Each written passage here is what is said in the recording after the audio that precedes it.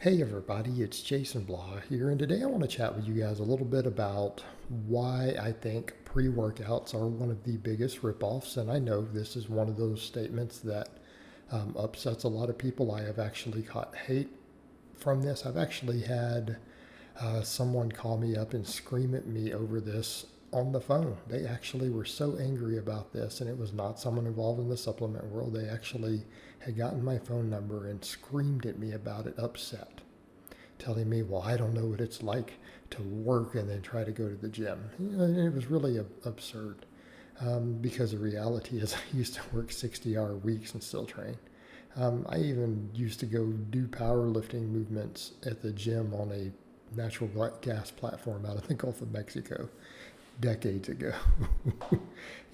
Working 12-hour shifts in the heat 7 days a week, in the summertime. We'd go squat, bench, and deadlift and stuff. We had a full rack and everything on the platform, and like 800 pounds of plates.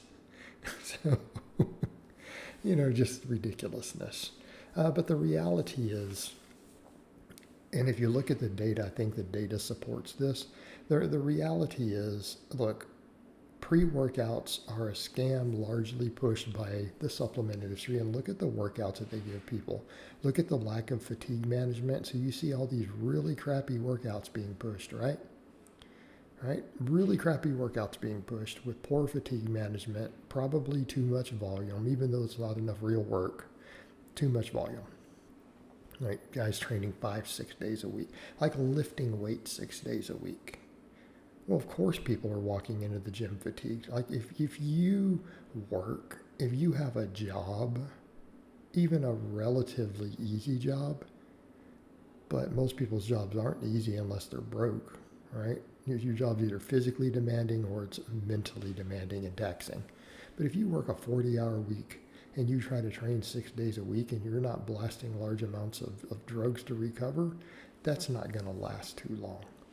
Okay, you're going to have recovery problems. So you see that, and then so what do? Well, if you take these products, it'll help you get through your workout.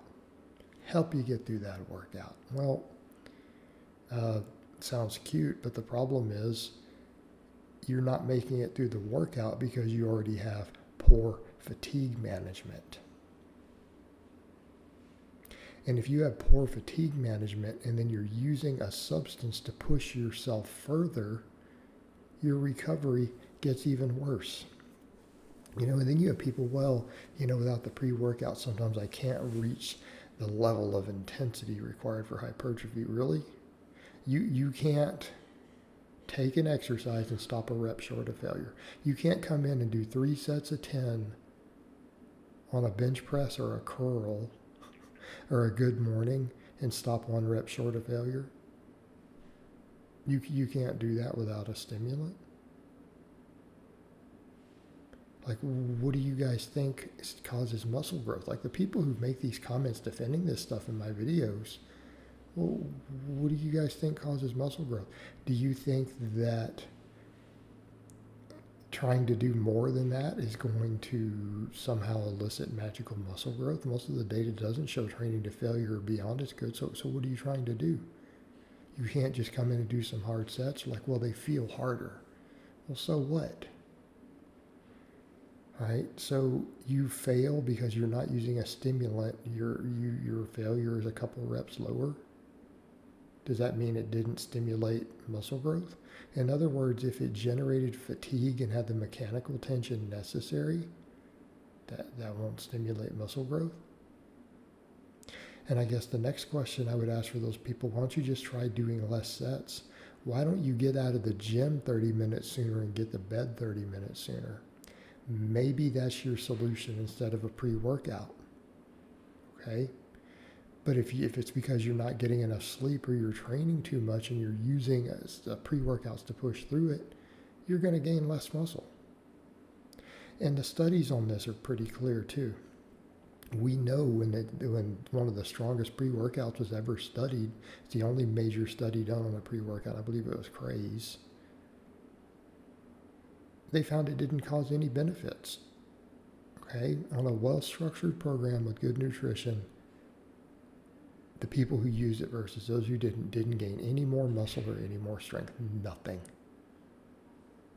So people are spending $30, $40, $50 a month on an addictive substance that doesn't do anything but make you think that you need it.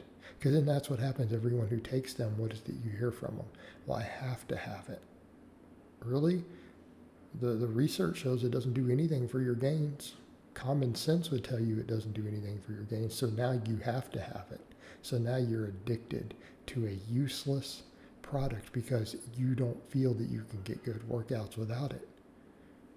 Really, I train these days on no caffeine, nothing. No problem having good workouts. But here's the ultimate problem we run into.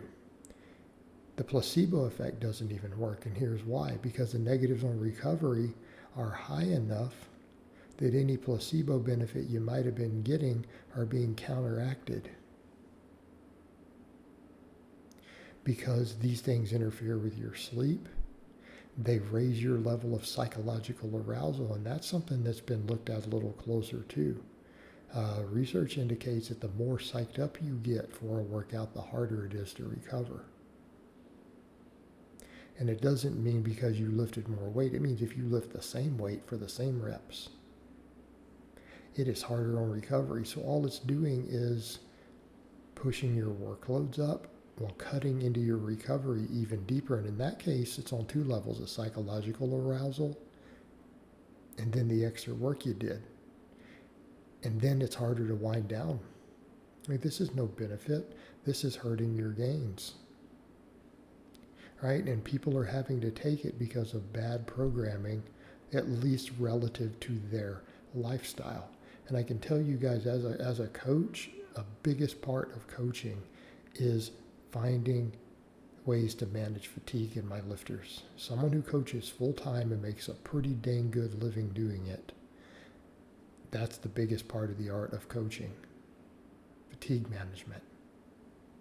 Figuring out how much work my lifters can recover from with their current lifestyle and genetics and workload and training experience and food intake and everything else. Okay? These products are harmful in that regard. It actually does the opposite. Learn to manage your fatigue, and if you can't manage your fatigue, hire a coach. Right? Instead of spending a ton of money on useless supplements that are addictive, spend that money on a coach who can help you manage your fatigue if you can't figure it out on your own. It's why professionals like us exist.